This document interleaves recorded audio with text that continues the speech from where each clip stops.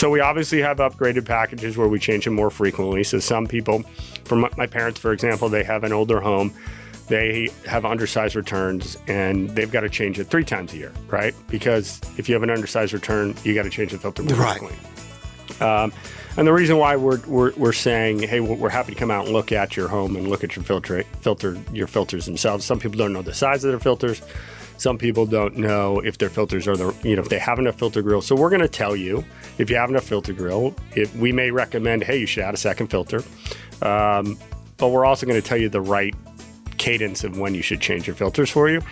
And I don't mean to sound goofy here. We're not making money on these filters, right?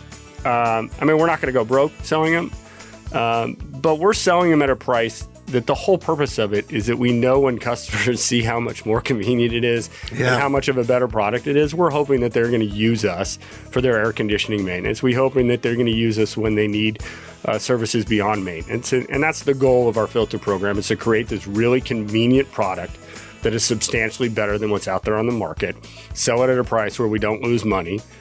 Obviously we're not going to make any real money at selling an expensive filter membership for $100 where we change your filter twice a year, or $149 if we change it 3 times a year.